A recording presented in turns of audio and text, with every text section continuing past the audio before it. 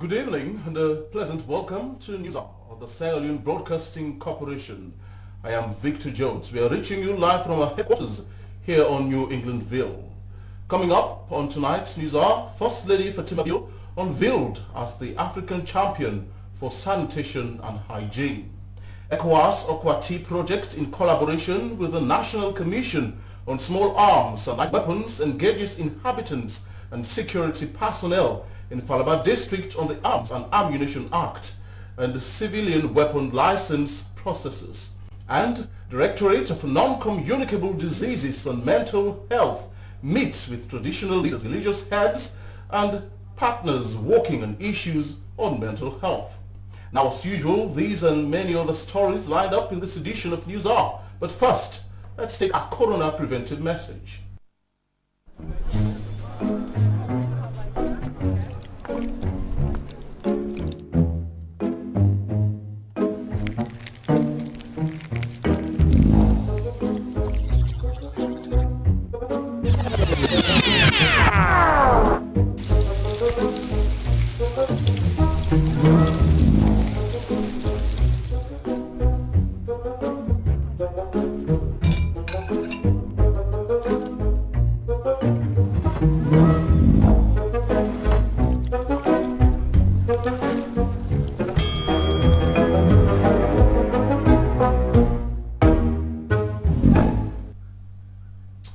Let's all continue to mask up and stay safe. The coronavirus is surely still around us.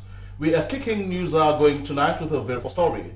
Now, the acting executive secretary of the African Ministers' Council on Water, Thomas Banda, has unveiled the First Lady as the African champion for sanitation and hygiene. Mrs. Fatima Bio is the third person in Africa to be recognized in such capacity after President Paul Kagame of Rwanda and the former Liberian President Ellen Johnson Sirleaf. Hawamo Siri now reports. In terms of Hands of Our Girls campaign and reaching out the length and breadth of the country in terms of hygiene and sanitation, she has been recognized internationally. The First Lady, Fatima Madabio, by AMCAO, to be the champion in Africa in terms of sanitation. It is my pleasure and singular honor to unveil Her Excellency Madame Bio, the First Lady of the Republic of Sierra Leone, as Africa champion for sanitation and hygiene.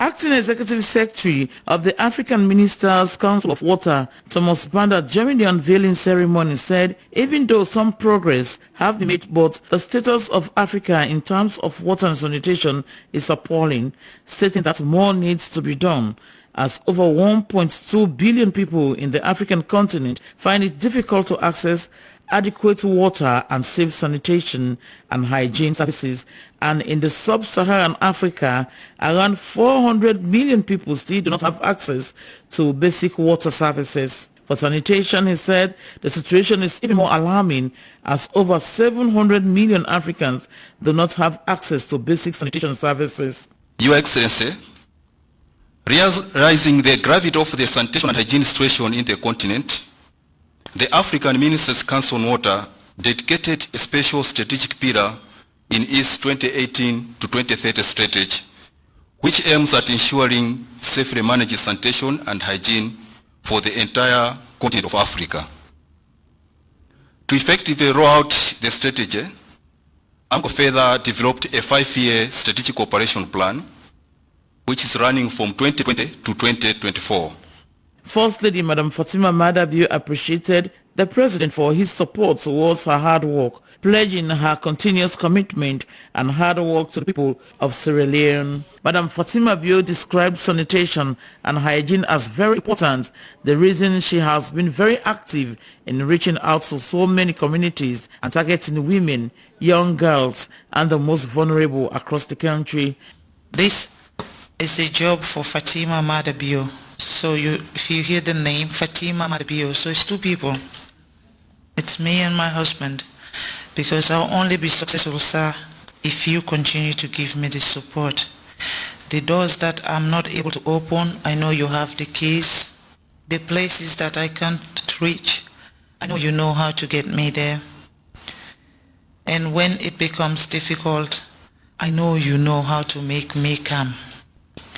So I am accepting this. I am accepting this opportunity. I am accepting it to serve Sierra Leone and to serve Africa.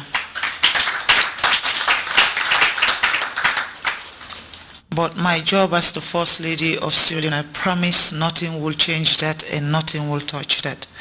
Because I know for African Union to see me and believe in me is because of you, Your Excellency. President Bio described the event as significant because it is a ceremony at which a very passionate Sierra Leonean who has provided leadership for causes that have changed the attitude and life outcomes is being recognized. The president noted that Sierra Leone is proud of the First Lady's extensive work, especially the hands of our girls, underscoring her fervent advocacy for gender empowerment and protection of women and girls against sexual and gender-based violence. Equality, equity, access, and empowerment are certainly not incidental to how girls see themselves and believe in themselves. Congratulations again, Madam Fatima Mada Bio. Sierra Leone is very proud of your achievement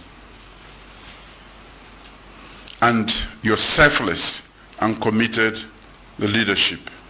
His government, according to President Bio, looks forward to working with the Secretariat to strengthen the enabling environment, develop infrastructure, and provide leadership of services in the wash sector. Sierra Leone stated, believe in access to safe water, sanitation, and hygiene, especially for women and girls, which is critical to their everyday well-being, domestic needs, and their reproductive and menstrual health. But wash policies, programs, and activities have not always included the voices and needs of women. That is the truth. As a country, we believe that we should change. In their communities and nationally, we believe that women should be central to planning, designing, implementing, managing, and assessing the impact of water and sanitation interventions. Giving a brief overview about Akao, Kichimi Bawakatu, head of sanitation and hygiene, highlighted that in 2002, African Ministers' Council responsible for water resources management met in Abuja to deliberate on how they can use their political leadership to influence policy direction and advocacy. In 2008, he noted the 11th General Assembly of the Heads of State and Government, which was held in Sharm el-Sheikh in Egypt, mandated Akao to monitor and report progress made in the water and sanitation sectors towards the achievement of the water and sanitation. Some attendants expressed their views on this. Very, very proud moment for Sierra Leone. I think for the whole continent to acknowledge the work of the First Lady and to ask her to be a champion for health and hygiene in Africa. Is not only an accolade to herself, but something that Sierra Leone should be really proud of. We start by congratulating her for such an achievement.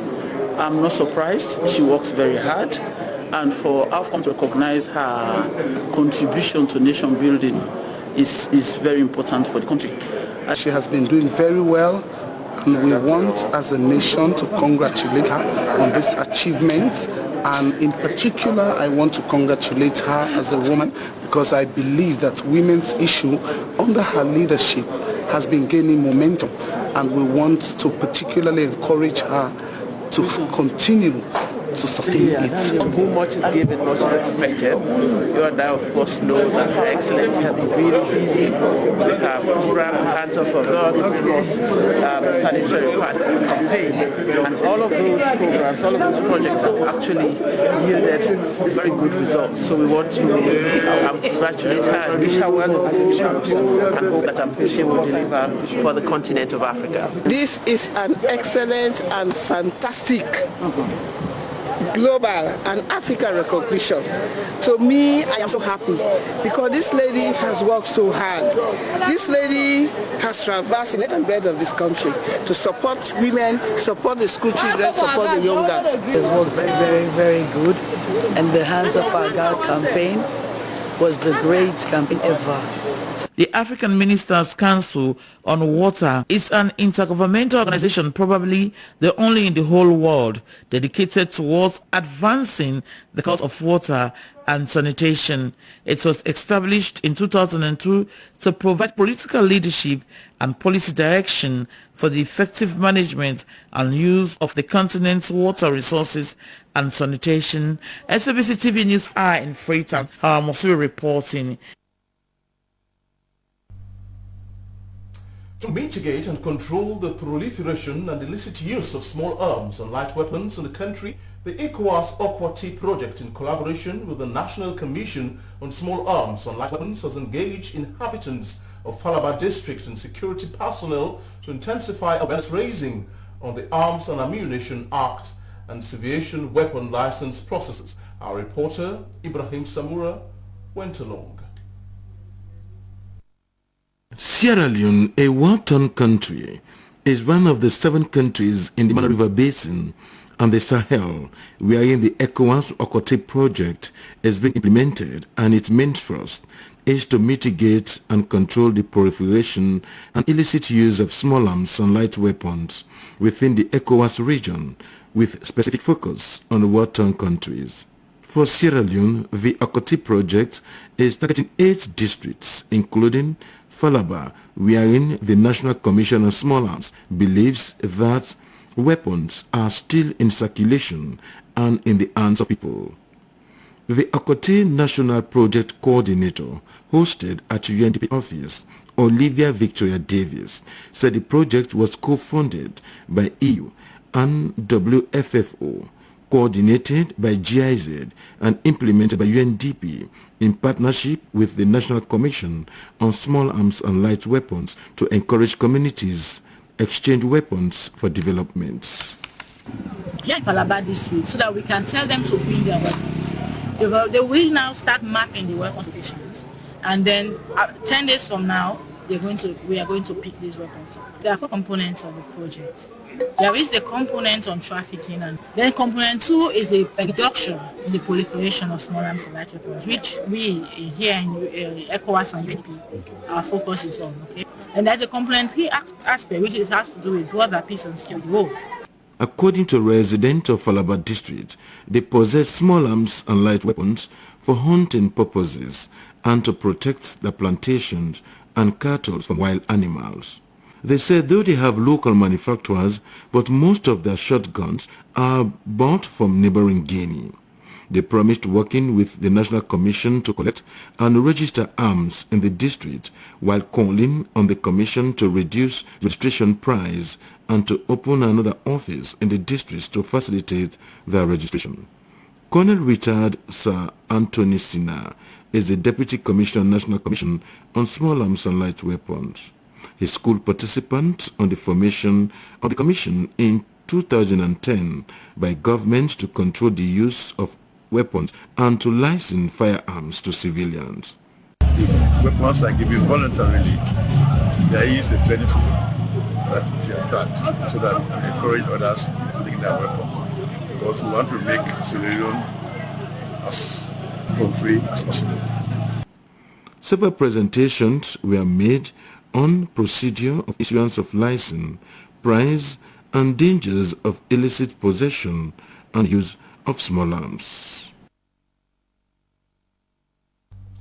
The Sierra Leone Standards Bureau, supported by the Ministry of Trade and Industry and the West Africa Competitiveness Program, has joined the rest of the world in celebrating World Meteorological Day, which was on the 20th May, and also launched the Mars Meteorological Laboratory. Here's a report. I formally open this Mars Meteorology Laboratory.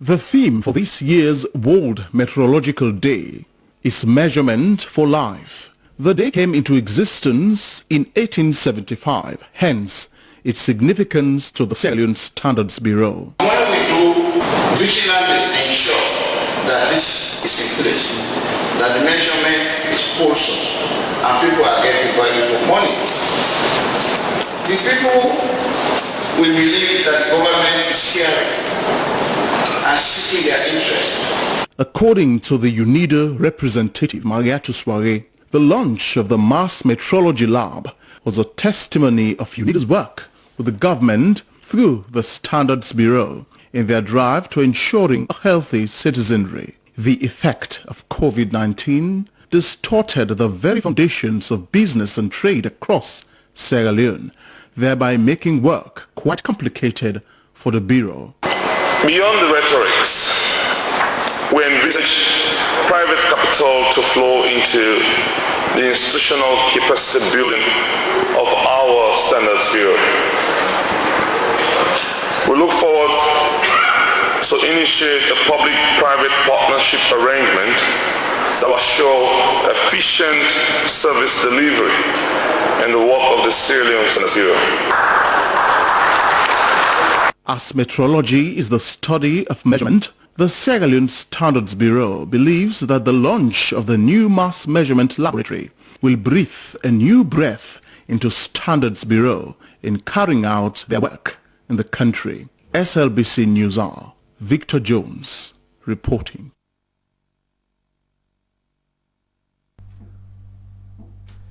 Now, the Ministry of Basic and Senior Secondary Education has rolled out a training of trainers on the effective use of basic education curriculum framework at the 18 syllabi for primary and secondary levels.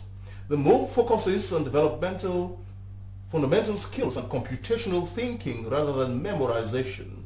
Our reporter Cynthia Kamara witnessed the workshop in the FCC auditorium. The training of school inspectors by the Ministry of Basic and Senior Secondary Education was to give insights, guidance and broaden the range of prescribed learning which can be used to pass knowledge to teachers on the proper learning curriculum. The ministry frowns at pupils' reliance on memorization, which most often allows them to promote to another level without better understanding of their areas of studies. The workshop will help in shifting learning from being narrow and largely academic, but rather developing fundamental skills and competencies such as computational thinking, comprehension, critical thinking, creativity and civic-mindedness for capital development through quality education. Usman Kamara admonished the trainees to invest time in understanding the effective use of the education curriculum framework in order to make impact when they go on the field. The need for trainees to inspect and intensify monitoring procedures cannot be overemphasized, says Antigi Sise, Chairman, Education and Social Service Committee. I believe everybody should have a goal, should have objectives for doing a particular thing. And so help these teachers for them to achieve their objectives, their teaching objectives. When they go to teach, they have their objectives. If those objectives are not achieved, it means they have not taught. It means their lesson does not have much worth. So let us help them. Let us help our children. Let us help our country. Let us try to ensure that our country moves from this poverty. Let's move from that and get something that is worthwhile. In stock taking and education transformation, the trainees gave presentations on national curriculum, the need to focus on prescribed and continuous learning. School inspector is one of the trainees. Santigi Kamara throw light on early detection of talents in children, especially in the areas of studies, which will yield better justification in their future. For SABC News, Cynthia Kamara reporting. Now, in tune with that story, the head of curriculum unit, Ministry of Basic and Senior Secondary Education, Usman Kamara, was at our studios to talk more on the workshop. Since January, we started the review and update of the curriculum framework for us to actually get it right in terms of bringing in the educational issues of the country.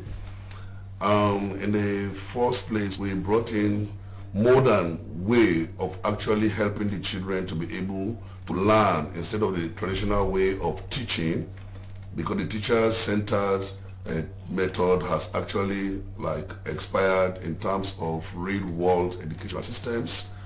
So now what we are looking for is the child-centered learning abilities that we really want to introduce in the classroom so that the children will be able to learn. So that's why if you look at the framework, you will see at some point our minister designed something called the 5 C's. These are the critical thinking, then the creativity, computational skills, comprehension, and then the civics-mindedness. For the critical thinking, you will not just let the children understand or know or define, memorize, come and pass all the exams, and then later they forget everything by the time they get to the next step. But critical thinking actually helps them to really do exactly what is being done theoretically so that they can be able to apply practically. He is the head of curriculum unit, Ministry of Basic and Senior Secondary Education, Usman Kamara, speaking there to my colleague, Julian Kuruma. Now, the death penalty, according to many human rights activists, has been perceived as a bad law that needs to be abolished speedily from our books. Although this idea of removing such law has been debated in many quarters, its existence seems to be a concern as well. Now, Amnesty International is one human rights organization that has been calling for its abolishment. Joseph Toure has more. It was in 1998 that the last set of people who were found guilty by the justice system were executed by death penalty. Although a moratorium was put on death penalty some years ago, human rights activists are yet to be satisfied with its existence. And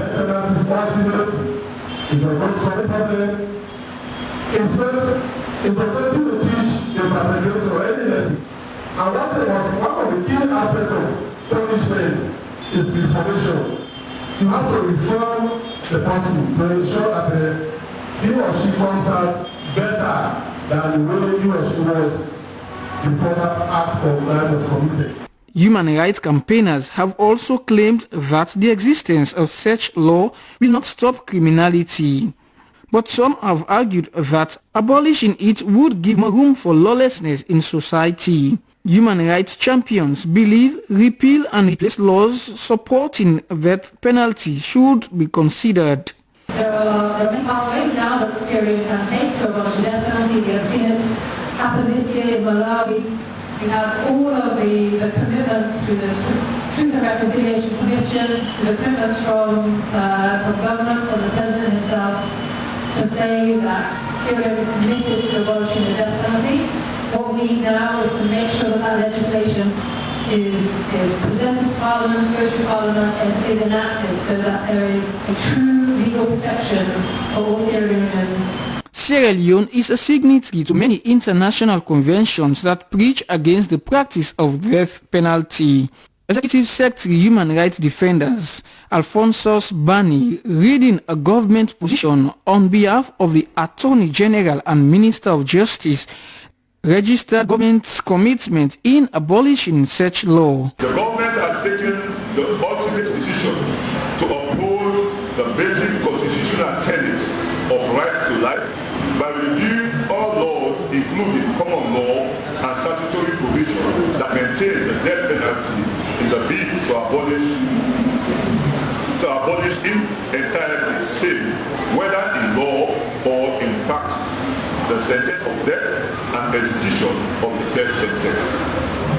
The government therefore, through the office of the Attorney General and Minister of Justice, did put before Cabinet a proposal for the abolition of the death penalty in Sierra Leone, and for which Cabinet has approved that the death penalty should be abolished. Although efforts are being made to see that the law is being abolished, it is also believed that adequate sensitization should be done nationwide to get citizens understand why such moves should be undertaken. SLBC, Joseph Touré reporting. Now, the Directorate of Non-Communicable Disease and Mental Health has met with traditional leaders, religious heads and partners working on issues of mental health. The purpose of the meeting was to consult various leaders to review and repeal the 1902 Lunacy Act. Mohammed Lamin has the details. People with mental illness have the right to life, security and shelter.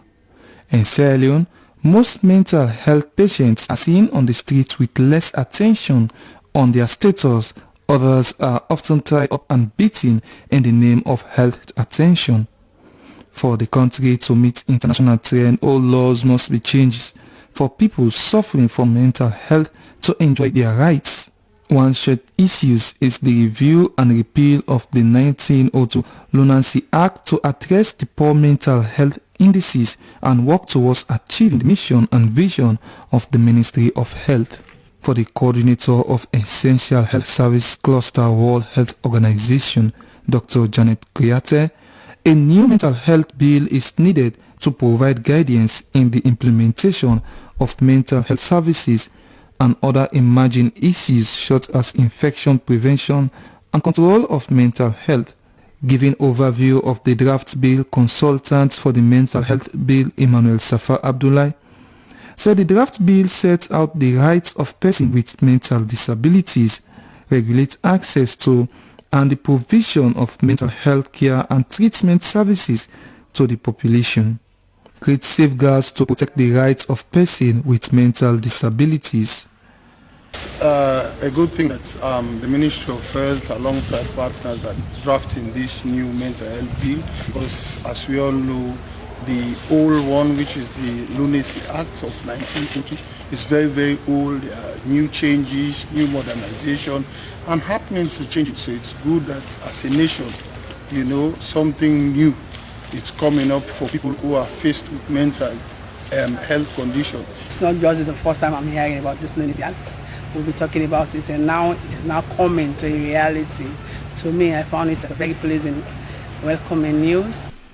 Mental health service delivery is a challenge in the country, and critical gaps in staffing mean thousands are unable to access the service they needed. Steps are now being taken to increase psychological support available within communities and health facilities. For SLBC, Mohammed Lamin reporting. Each year, on 23rd May, the global community commemorates the International Day to End Obstetric Fistula. The day set by the United Nations aims to recognize the struggles of women living with fistula, a devastating health condition caused primarily by prolonged obstructed labor and increasingly by unsafe obstetric or gynecological error. Women's rights are human rights. End fistula now is the theme for this year. The Marketing and Communications Manager, Stops Emmanuel Ja, was earlier at our studios. Obstetric fistula, in simpler terms, is a condition caused by prolonged labor and also teenage pregnancy that involves when the body is not really ready, for child labor, for example, for child delivery, for labor, for example. So that can result into a tear or a wound, creating a wound in the birth canal within the process of the child coming out. And within that area, it's a thin line between, there's a thin wall between the birth canal, that is within the vagina, and that of the anus, which is at the back. So the friction, a wound within that wall, within that partition, and from the birth canal, the vagina, leading to the anus, is what is obstetric fistula. Truly devastating. Now, what is the statistics of women suffering from this fistula condition in Sierra Leone? Globally, first of all, we have about 500,000 women suffering from this complication. And narrowing down to Sierra Leone, there are about 20 to 30,000 women suffering from this complication. Well, what region is mostly affected with this condition? Regions, particularly in remote communities. Sierra Leone is a rural-based country. We have about 80% of the total population living in rural communities. So 80% of this total population is really affected by fistula. And what makes it more complicated is the fact that information around obstetric fistula is very, very scanty. So the awareness is not there. Well, that was the Marketing and Communications Manager, Mastops Emmanuel Jar, speaking there to the SLBC's Julian Kuruma. The Mass Communication Department at Frabe College has hosted a public lecture on the theme, Information as Public Good. The public lecture featured the BBC's correspondent in Freetown, Umaru Fofana, as a guest speaker. Here is a story. Information as a public good was chosen as the theme for this year's World Press Freedom Day. According to Umaru Fofana, over 1,000 journalists have been killed across the globe in the last 10 years. In all of our coverage, in all of our education that we bring out as journalists, people hardly ever appreciate the risks that we open ourselves to when we go out there to get the news. Whether it was the Ebola outbreak, I remember going to the Hastings Treatment Center and meeting journalists there. You know, we didn't wear masks during Ebola because it wasn't airborne. But in terms of being very close to patients, I had to literally force journalists to leave the treatment centers. And my own security advisor that I received from BBC, I tried to imbibe in them. But the public doesn't care. If something happens somewhere and then you don't get there to report it, they just feel like being late. And when you get sick, hardly does anybody show concern in your situation. But what keeps a journalism student enthused about and focused on a profession which is being thoroughly subjected to endless attacks by the very people for which it exists? I've become more enthused because it's a sacrifice-based profession. We are not into it, or I will not go into it for financial reasons. I want to tell on hard stories. So I think it enthuses me to go into the profession.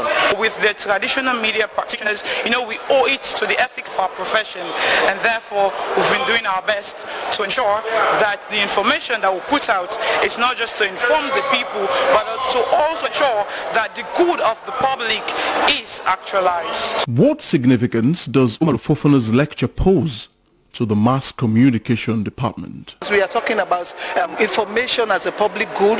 The individual publishing the information has to be professional and should not be restricted. So these are some of the things that we are looking at. That's why it's very key and it's very it's important that we have a session like this, and we have somebody who is in the field like Umaru Fofana coming to talk to students. SLBC News Hour, Victor Jones reporting.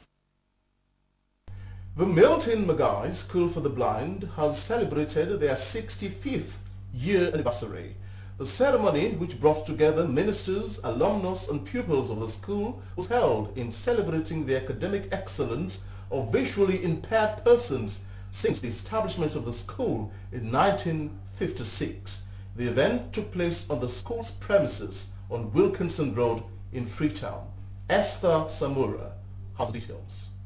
In 1951, the Blind Welfare Society, an organization founded to undertake various projects in the field of education, employment, training and rehabilitation for the people with visual challenges, decided to train blind people with Braille in Sierra Leone, and they started off with 3 blind children, of which one of them was sent to Ghana. In 1955, the pupils were taken to the provinces to advocate for other visually impaired children to join the school, and started operation in 1956 in Sierra Leone.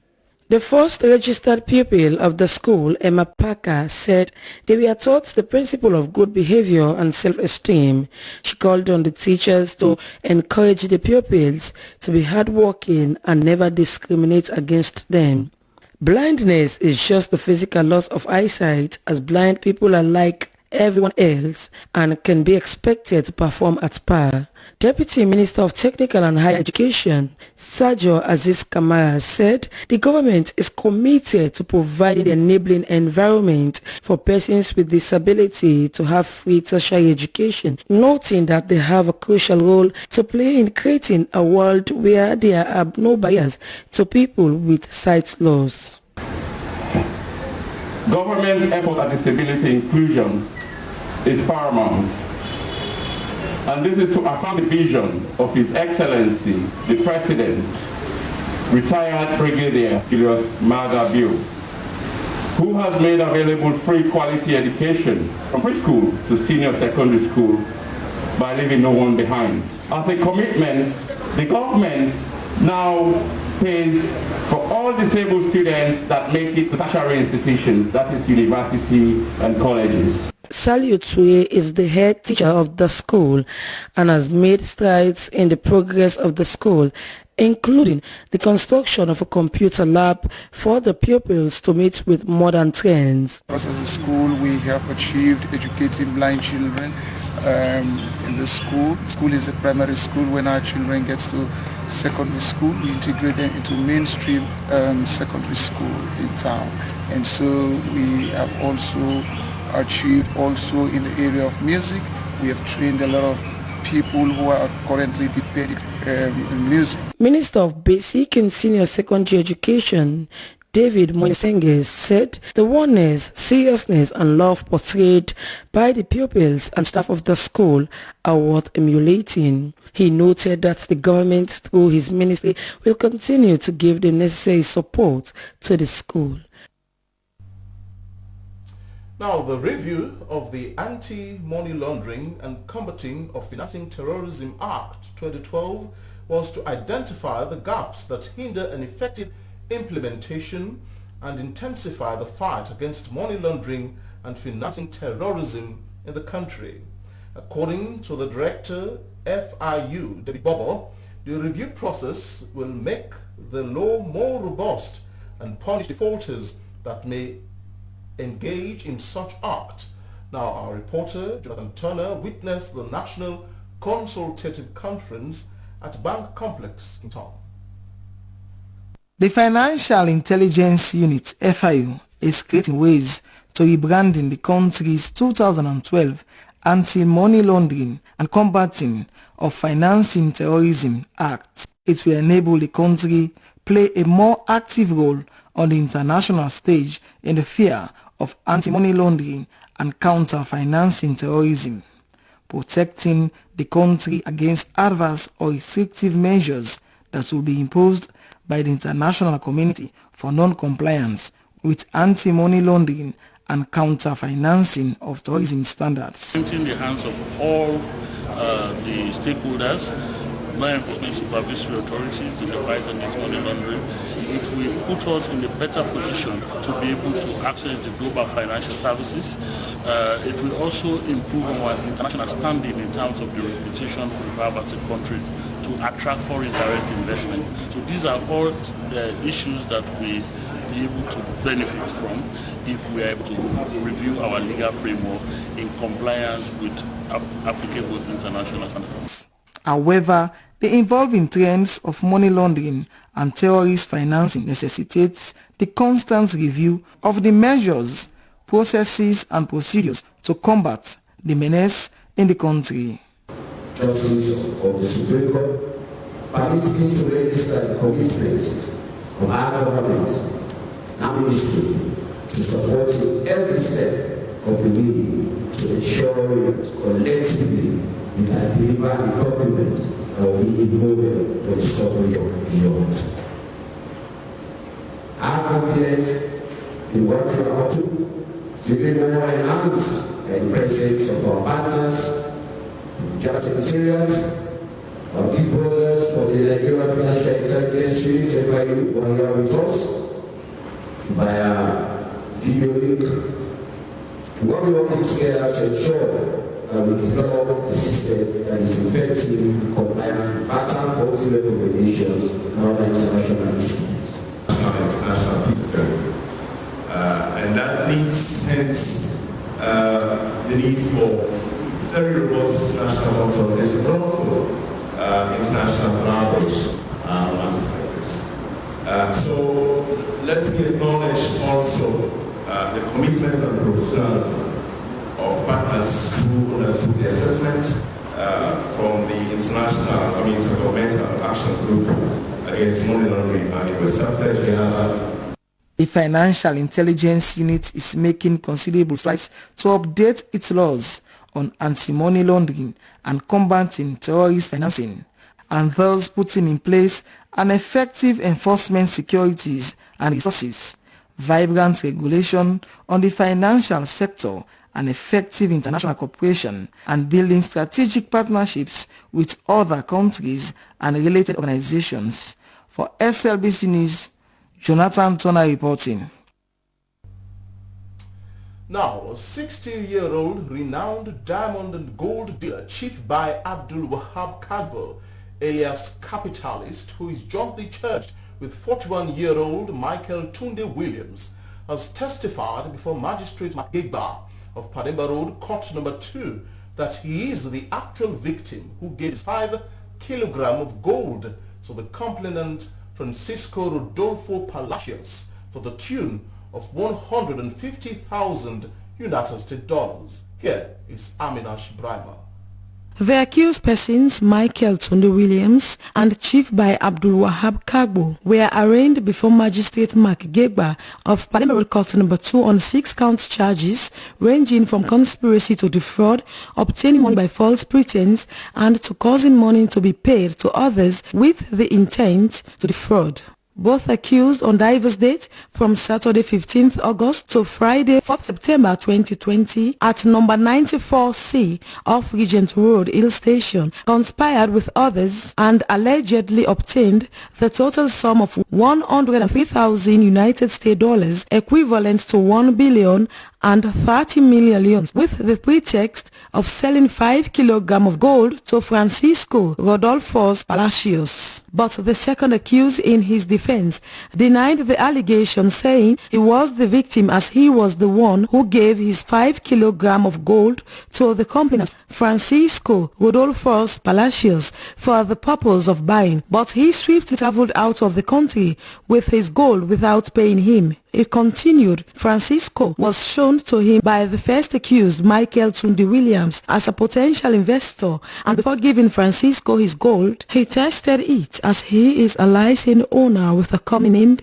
KK Limited International operating in London and Sierra Leone. After validating the authenticity of the gold, the complainant Francisco demanded a second opinion but told him he should not be present for the second opinion. Francisco later called him on his mobile phone and confirmed the authenticity of the gold. Later, the first accused and the complainant Francisco came to him and negotiated, and Francisco agreed to pay him 30,000 United States dollars per kilogram and promised to pay him in 2 weeks the total sum of 150,000 United States dollars when he traveled abroad. Since Francisco traveled out of the country, he did not call him and refused to pick his call until 3 weeks after, when he called Francisco demanding for his 150,000 United States dollars, or else he will make his report and ensure he pays him his complete money. Sometimes in November 2020, he was at home when the police called and invited him to report to the CID headquarters on the allegation that he threatened to kill the complainant Francisco. Since he honored the police invitation, he has been in custody even though the complainant Francisco took his 5 kilograms of gold for the tune of $150,000 United States dollars and refused to pay him. Yet still, he is the one suffering behind bars. That's so far for news happening in Sierra Leone. Let's now turn our lenses to happenings around Africa.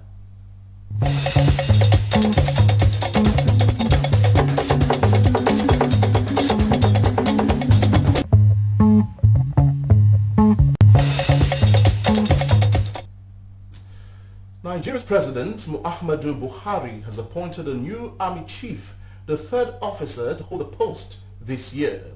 Major General Farouk Yahya takes on the task as the country faces widespread insecurity, from nationwide kidnappings to ransom to fighting a more than decade-long jihadist insurgents.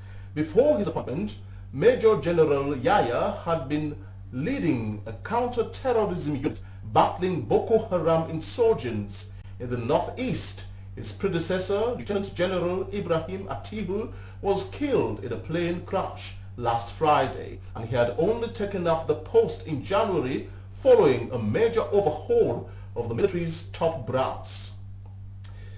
Now, French President Emmanuel Macron has asked Rwandans to forgive France for its role in the 1994 Rwandan genocide, in which about 800,000 ethnic Tutsis and moderate Hutus died.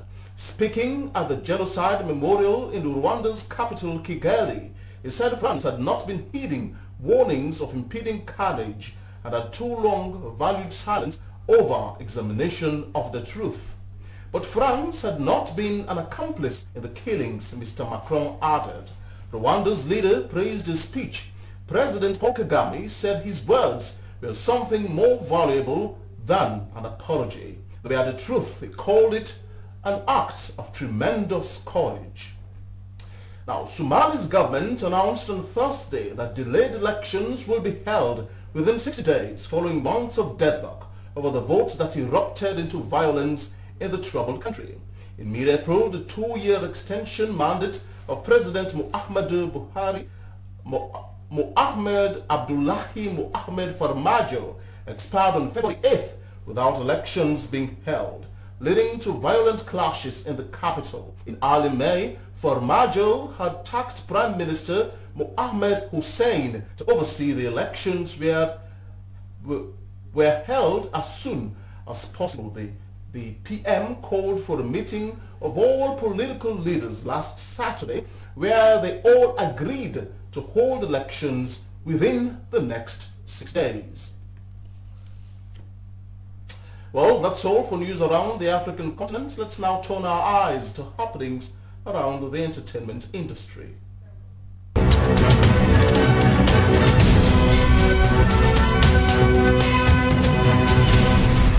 Hello and welcome to Entertainment News with me, Cynthia Kama. We're having Freetown Fashion Week for the first time in Sierra Leone, and presently we're at town where models and designers will be showcasing their talent, and we'll be also having a runway, which is the first time it's happening here in Sierra Leone in restaurants. And this time we're going to see different type and size of models, and as well as designers that will be showcasing the products they've been making. But in the meanwhile, enjoy the walkway here at Chicken Town Restaurants.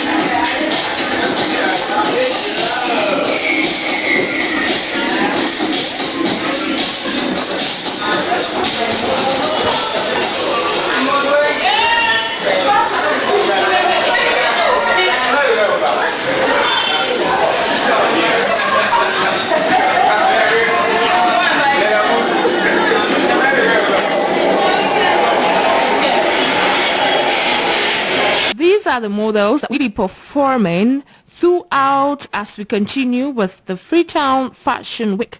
In the next edition of Entertainment News, we will be talking to the designers and the models on how will the Freetown Fashion Week platform showcase the varieties of talents they've portrayed.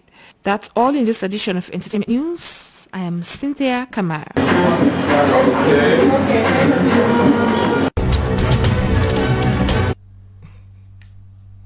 All right, from entertainment, we now join the sport desk for some update.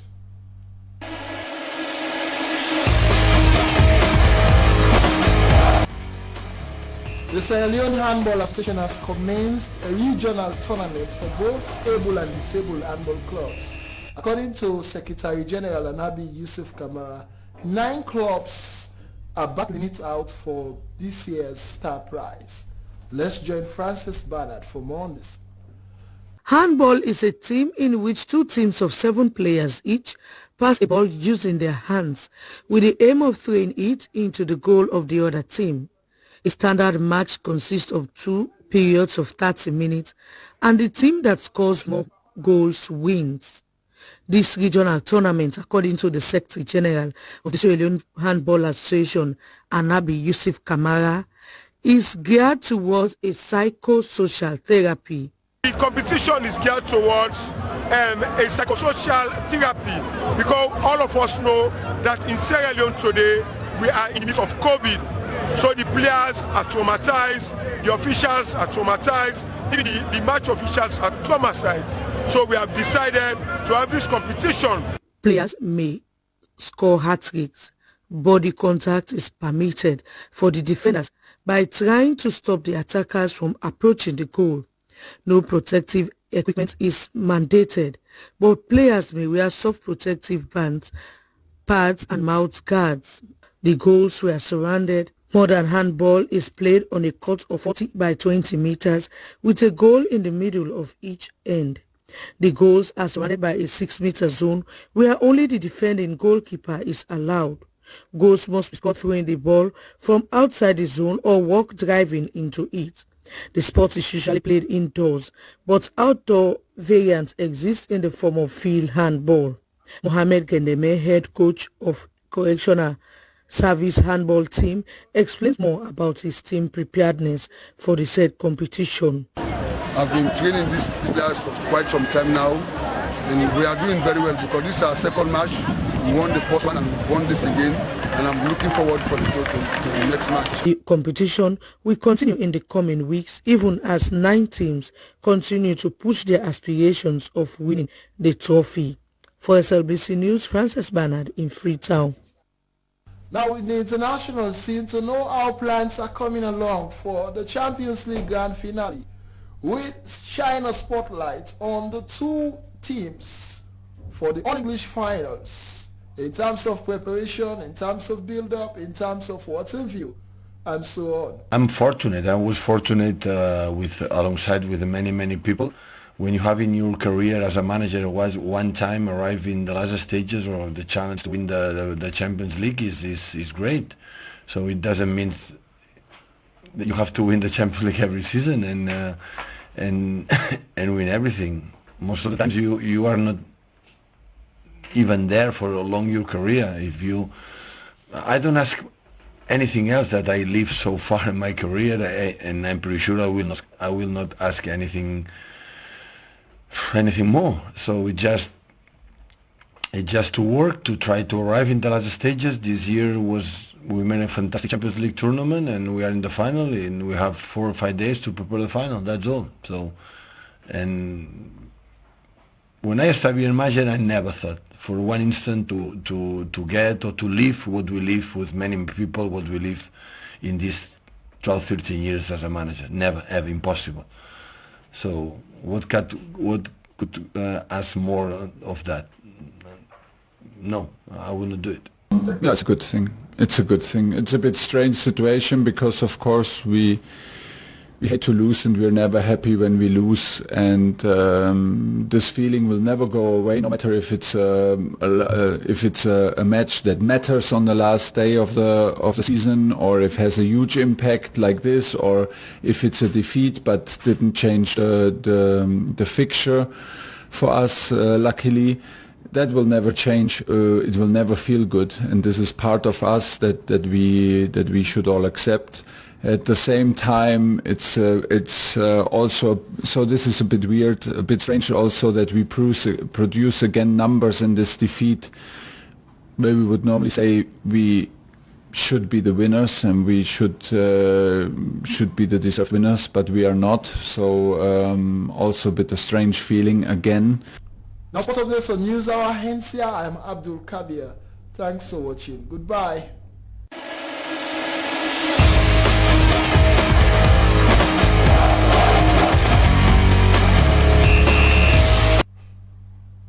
Many thanks indeed to Abdul Kabir and team for that sport update. Now to end News Hour tonight, a round off points again. First Lady Fatima Bio has been unveiled as the African champion for sanitation and hygiene. ECOWAS Okwa Tea Project, in collaboration with the National Commission on Small Arms and Light Weapons, has engaged inhabitants and security personnel in Falaba district on the Arms and Ammunition Act and Civiation Weapon License processes. And Directorate of Non-Communicable Diseases and Mental Health has met with traditional leaders, religious heads and partners working on the issues of mental health. Well, thank you very much indeed for keeping my company through News Hour tonight. It's been a wonderful time. Good night and stay tuned to the SLBC if you can. I have been Victor Jones.